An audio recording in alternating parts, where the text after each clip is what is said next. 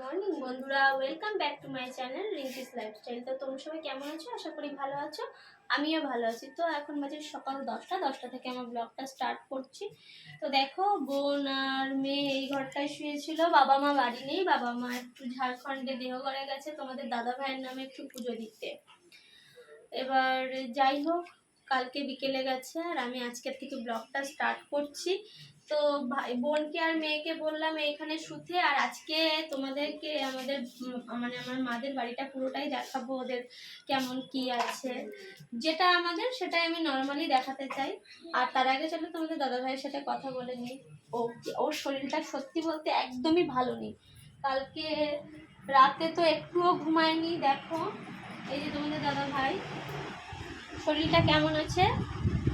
ভালো নেই, ভালো নেই। কি হচ্ছে? কষ্ট হচ্ছে? কি কষ্ট হচ্ছে?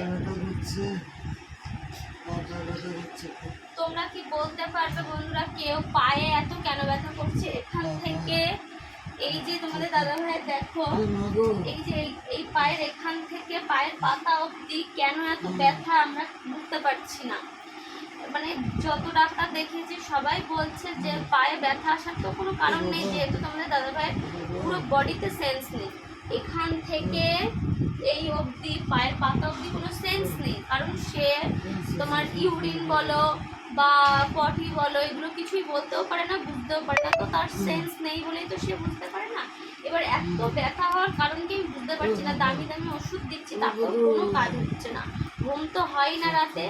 এবার তোমাদের যদি কারোর জানা থাকে আমাকে বলতে পারো কি করতে পারি আমি এর জন্য, কারণ আমারও তো শরীরে রেস্ট দরকার। আমার বাবা মা সবাই মিলে জাগছে, তবুও দেখো বাবা মাও তো সকাল সকাল হচ্ছে উঠতে হয়, বাবা হচ্ছে অনেক সকালে বেরিয়ে যায়। এবার সেক্ষেত্রে হচ্ছে দেখা গেল এখন তো আমরা তিনজনও আমার বাবা মার সাথে যোগ হয়েছে। আমার ভাই যেহেতু একটা চাকরি করে বলে একটু বাচ্চা আমার ভাই, দেখো এবার ও কত কত আর দিতে পারবে, তাই না? ও চাকরি করে পুরো আমাদের মানে আমরা যে এখন বাবাদের সাথে টোটাল আমরা 7 জন, সবার তো চালাতে হবে, সবাইকেও চালিয়ে দিচ্ছে। তারপরেও করছে আমার ভাই যথেষ্ট পরিমাণে করে, কারণ আমার ভাই হচ্ছে গিয়ে আমাদের দুই বোনকে যথেষ্ট পরিমাণে ভালোবাসে, বিশেষ করে আমার মেয়েকে। ও তো জীবন আমার মেয়ে, এরকম একটা ব্যাপার। আর তোমাদের দাদা ভাইকে খুব ভালোবাসে আমার ভাই। শুনে দেখবে তোমার দাদা ভাইয়ের মুখে আমার ভাই বোন বাবা মা কি বলে। আর আমার তো কোনো কথাই নেই। আর এখানেও যে তোমাদেরকে বলছি, সবার মাঝে দিদিকে, দাদাকে আর দিদির মেয়ে পিয়াকে খুব মিস করি। তো যাই হোক, আর তোমাদের বন্ধু আর একটা কথাও শেয়ার করবো আমাদের বাড়ির ব্যাপারে। তো আমি যদি যাই এর পরের দিন তোমাদের ভিডিওটা শেয়ার করে দেবো। আর তার আগে আমি তোমাদেরকে কিছু কথা বলবো, কারণ আমি ভিডিওটা দিতে পারছি না, কারণ আমাদের বাড়িতে না প্রচুর সমস্যা হচ্ছে। এই যে ভাগ হয়ে যাওয়ার পরেও না ওরা পাঁচিল ফাঁচিল দেওয়ার ব্যাপারে সমস্যা করছিল। তো তোমাদের সাথে সেই বিষয় নিয়ে আমি কথা বলবো। তো চলো আবার একটু পরে কথা বলছি। তো দেখো বন্ধুরা, আমার সকালবেলায় উঠে বাসন টাসনগুলো ধোয়া হয়ে গেছে, বোন আর আমি মিলে করে নিয়েছি। ঘর বারান্দাগুলো ঝাড় দিয়ে দিয়েছি, সব বাসনগুলো ধুয়ে এখানে রেখে দিয়েছি। আর এখানে গ্যাসটা রয়েছে, আর এই দেখো জলগুলোও ভরা হয়ে গেছে। আর এই ঘরটা বাদ বাকি যেগুলো কাজগুলো বাকি আছে এগুলো একটু করে নেব, বোন এটা করে নেবে, আর আমি তোমাদের দাদা ভাইকে ড্রেসিং করাবো। আর দেখি আজকে কি রান্না করি, আজকে যেহেতু শনিবার। আর দেখো বন্ধুরা, তোমাদেরকে দুটো কথা বলি। আমার না এখন এমন হচ্ছে যে ভিডিওতে ভিউজটা কমে যাচ্ছে। তোমরা তো জানো আমার ভিউজের খুব দরকার, আর আমি ভিডিওটা দিতে পারিনি কিছুদিন, তোমাদেরকে বললামই। এই কথাগুলো পরে শেয়ার করব। তো যাই হোক বন্ধুরা, আবার পরে কথা বলছি। চলো সব রেডি ফেডি করে নিই, রান্না বান্না করে তোমরা দাদাভাইকে ড্রেসিং করবো, তখন আবার কথা বলি। দেখো বন্ধুরা, আমি রান্না করছি। আমি উচ্ছে দিয়ে, আলু দিয়ে আর পোস্ত দিয়ে করেছি। আর এই যে ভেন্ডিটা ভাজছি। আর এই দেখো ডাল, মুগ ডাল সিদ্ধ করে রেখেছি। এই যে মুগ ডাল রান্না হবে। আর এই দেখো উচ্ছে দিয়ে আর এই যে আলু দেবো, ভাতটা বসিয়ে দিয়েছি। উচ্ছে সিদ্ধ দিয়ে ভাত বসিয়েছি, আলু দিয়ে দেবো, আর ডালটা ফোড়ন দেবো। আর রান্নাটা কমপ্লিট হয়ে যাবে প্রায়। তারপরে বোন আর মেয়ে, এই যে মেয়ে দেখো নাচানাচি করছে, স্নান করতে যাবে। বোনকেও বলেছি স্নানটা করে নে। তো চলো রান্না বান্না করি, তারপরে স্নান করে এসে বকুকে দিয়ে তোমাদের সাথে কথা হচ্ছে। দেখো বন্ধুরা, গফুকে আমি ভোগ দিয়ে দিয়েছি। এই যে পুজো দেওয়া হয়ে গেছে আমার। চলো নিচে যাই, খাওয়া দাওয়া করে তারপরে আবার তোমাদের সাথে কথা বলবো। তো দেখো বন্ধুরা, দেখলেই পুজো টুজো দিয়ে নিচে চলে এসেছি। আমাদের খাওয়া দাওয়া হয়ে গেছে, তোমাদের সাথে সেটা শেয়ার করতে পারিনি। তোমাদের দাদাভাইয়ের প্রচুর পায়ে ব্যথা উঠে গেছিলো। তো যাই হোক, আমি আবার একটু শুয়ে টুয়ে তোমাদের সাথে কথা বলবো। ঠিক আছে, চলো বন্ধুরা যাই। দেখো বন্ধুরা, ঘুম থেকে উঠে দেখি কি বাইরে পুরো মেঘ করে এসেছে। দেখো কালো মেঘ করে বৃষ্টি পড়ছে। তো বৃষ্টিটা খুব সুন্দর লাগছে দেখতে, তাই তোমাদের সাথে একটু শেয়ার করলাম। দেখো, এটা ছাদে গেছিলাম, ছাদে উঠে তারপরে আমি গিয়ে ভিডিওটা করছিলাম। ও ছাদে না, আমি নিচে দাঁড়িয়েই করছি, সরি ভুল হয়ে গেছে। দেখো বৃষ্টিটা খুব সুন্দর লাগছে, দারুণ বৃষ্টি হচ্ছিল। তো চলো আবার কথা বলবো সন্ধ্যা দিয়ে নইলে। দেখো বন্ধুরা, আমার স্নান করে তোমাদেরকে তো দেখালাম গোপালকে দিয়ে আসার পরে। আর বিকেলের দিকে না খুব বৃষ্টি হয়েছিল, বৃষ্টিটা তোমাদের সাথে একটু শেয়ার করব। তো আমার গলাটা না খুব ব্যথা, মানে তোমাদেরকে বললাম আমার শরীরটা ভীষণ খারাপ। আজকে যেহেতু বলেছিলাম আমাদের মাদের এখানে বাড়ি ঘরগুলো একটুখানি বাবাদের এখানে ঘুরেটা দেখাবো।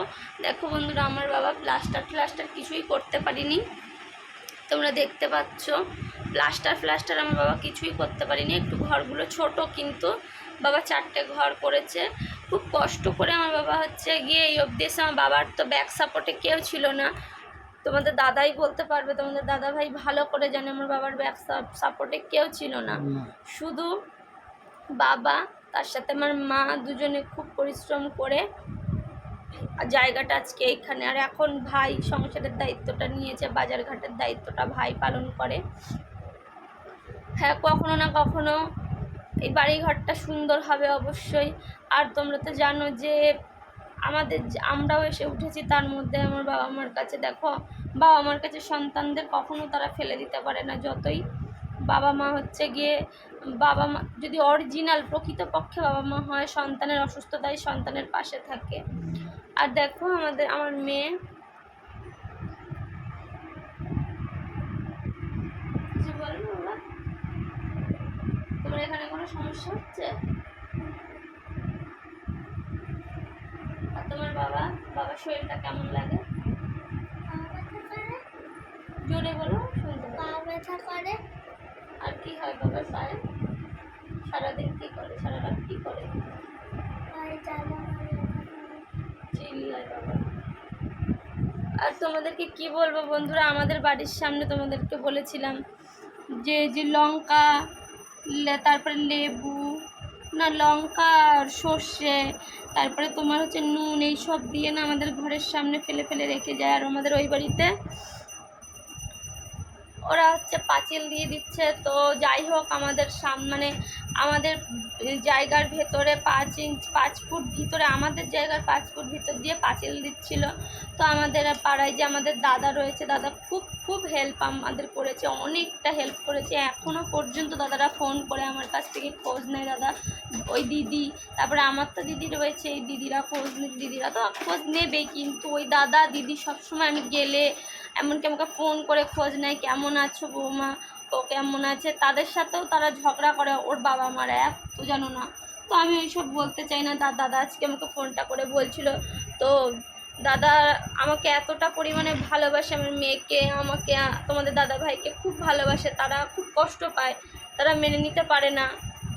আর বোন সন্ধ্যা দিচ্ছে গফুকে, আর আমি একটু ভিডিওটা কম দিচ্ছি। আমার শরীরটা একদম ভালো না, আমার গলা ঠলা খুব ব্যথা। তোমাদের দাদার শরীরটা একদম ভালো না, খুব কষ্ট পায়। দেখো ব্যথা যন্ত্রণা খুব বেশি করে, আগের থেকে পা যন্ত্রণা অনেক বেশি করে। সবসময় পায়ের ভেতরে কেমন একটা জ্বালা পোড়া করে। ওষুধ খেলেও একটুখানি দাঁড়াও বন্ধুরা, তোমাদেরকে আমি ভালো করে কথা বলে শোনাচ্ছি। এই যে আমাকে মানে এখানে আসার পরে যত যন্ত্রণা ছিল না, কিন্তু এই যে কিছু 3-4 দিন পরে এরকম আমাদের বাড়ির সামনে এখানে ওখানে এবং লঙ্কা এটা ওটা এখন ফেলে রেখে দিচ্ছে। তারপর থেকে জ্বালা পোড়া এই যন্ত্রণাটা খুব বেশি হচ্ছে। হ্যাঁ, আর বাবা মা যে এই যে বাড়িতে এরা যায় কী করে, কখনো তো জিজ্ঞাসাও করে না যে কীরকম আছে বা কী খবর। ওসব ও কথা বাদ দাও, ও হুম, যারা ওনারা তো জিজ্ঞেস করবে না বলেই তো আমরা চলে এসেছি, সে কোনো ওনাদের কথা বাদ দাও। আবার অনেকে জিজ্ঞাসা বলছে জানো তো বন্ধুরা, আমরা হচ্ছে কালী পুজো করেছিলাম, তোমাদের দাদা ভাইয়ের খুব খুব মানে মায়ের পুজো করার খুব ইচ্ছা ছিল, তো সে করেছে। দেখো আমি তো আর বাধা দিতে পারি না, মায়ের পুজো করবে, গোপালের পুজো করবে, সে মন থেকে শান্তি পেত। আমরা হ্যাঁ, খাই বা না খাই, তাদের পুজোটা করলে আমরা খুব শান্তি পেতাম। কিন্তু তোমাদের দাদা ভাইয়ের কাছে শোনো, সবাই আবার বলে কালী পুজো করেছিস, কালী তার পুজো জন্য করার পরে তোদের এইরকম এই অবস্থা অবস্থা হয়েছে। হয়েছে। তোমরা কি সেই কিন্তু একই কথা বলো বন্ধুরা? আমার এগুলো বিশ্বাস হয় না, মা কখনো সন্তানদের ক্ষতি করতেই পারে না। আমার আমার মন থেকে এটা বিশ্বাস যে মা কালী ঠিক আছে, গোপাল আছে, আমাদের একদিন সমস্ত কিছু ঠিক হয়ে যাবে। আজকে যারা আমাদেরকে এই সমস্ত কথা বলছে তারাই মেনে নেবে যে না, মা কালী আছে, গোপাল আছে। তো তোমরা প্লিজ আমাদের একটু পাশে থাকো বন্ধুরা। আমাদের আমাদের এরকমের লোকের কথা করে লাভ নেই। লোকে বলার অনেক কথা বলবে। আমরা তো আর দোষ দিই আমরা না মাকে। আমরা তো আমি করেছি বা এই করেছি। হ্যাঁ, যদি সে আমাকে আমাকে ফেলে দেয় বা মারে এরকমভাবে, মা কালীর পুজো করে, মা কালী যদি এরকম করে, তাও আমি মেনে নিচ্ছি। কারণ সেটা হাসি মতো মেনে নিচ্ছি, কারণ হচ্ছে কি আমি তাকে ভালোবেসে পুজো করতাম বা করেছি। হ্যাঁ, ঠাকুরকে একটু বিশ্বাস করতাম এবং করি, এখনও করি। সেই বিশ্বাসটা আছে, সেই বিশ্বাস নিয়ে ঠিক চলবো আমি। তারপরে যা হবে লোকে বলে যাক, যা বলুক। যে পুজো করেছি, একবার দুবার পুজো করেছি বলে তোর মা এরকম তোরে ফেলে দিয়েছে, এই করেছে ওই করেছে, এরকম কথা আমার কাছে এসে লোকে বলে। ওর তা বাবা মা সেরকম নিজেরাও বলে। এরকম শুনতে ভালোই লাগে। হ্যাঁ, তো যাক, আমরা যদি মা কালীকে ভালোবেসে যদি আমরা বাড়ি ছাড়া হই, আমার স্বামীর যদি শরীর খারাপ হবে, আমরা মেনে নিয়েছি সব। হ্যাঁ, আমার স্বামীর ট্রিটমেন্টের টাকা নেই আমার কাছে, আমার যা ছিল আমার স্বামীর সব আমি বিক্রি করে দিয়েছি, বিক্রি করে আমার স্বামীর জন্য ট্রিটমেন্টের পিছনে লাগিয়েছি। আমি আমার মেয়ের কথাও চিন্তা করিনি, আর আমার কথাও চিন্তা করিনি। আমি যে আমার বাবার বাড়ি চলে এসেছি, তার জন্য আমার কাছে 1 টাকাও নেই। সমস্তটা এখন ভাই আর বাবা দেয়, আর দিদির ওখানে গেলে দিদি কিছু কিছু করে দিয়ে দেয়। এই করে করে চলছি। তাহলে তোমরাই বলো বন্ধুরা, কোন মেয়েটা আজকে তার স্বামীকে নিয়ে তার বাবার বাড়িতে এসে উঠবে, তাও অসুস্থ অবস্থায়? আর এরকম অবস্থায় তাকে না দেখে কি করে পারা যায়? তোমরা কি বলতে পারো যে এরকম ফেলে রেখে আসা যায় তোমাদের দাদাভাইকে? আমি তো পারবো না। আমি মানুষ হয়ে আমার মনুষ্যত্বে এইটা বলবে না যে আমি ওকে ফেলে রেখে আমি চলে আসবো। আমি ভালো মন্দ খাবো, আমার ভালো মন্দ না, আমি আলু সিদ্ধ খাই, কিন্তু আমার স্বামীর মুখেও দুটো দেবো, আমিও খাবো। এটাই আমার নীতি। তাতে আমাকে যে যাই বলুক আমি সব মেনে নিয়েছি। আমার শরীর ভালো না, তাই আমি ভিডিওটা দিতে পারছি না। আমি জানি আমার ইউটিউব থেকেও ইনকাম আসছে না, কতদিন টাইম লাগবে জানি না। আমার ভিডিও তো খুব বেশি ভিউজ হচ্ছে না, দেখো কমেই যাচ্ছে আমার ভিউজে। আমি ভিডিও দিতে পারছি না, তাই হয়তো আমার গলা টলায় খুব ব্যথা। এমনিতেও আমার 4-5 হাজারের নিচে বেশি ভিউজ আসছে না, আমার ভিডিও তো এখন আর ভাইরালই হচ্ছে না। তো আমি কি করে চালাবো আমি জানি না। এখন তোমরা বন্ধুরা কি বলো, তোমরা একটু থেকো পাশে, আর কিছু বলার নেই। আমরা তো এরকমের দেখছো তো, মানে অসুস্থ হলেও মানে আমি তো মানে পুরো একেবারে কিছুই নাড়াতে পারি না, মাথাটা হাতটা ওইটুকু যেটুকু পারি।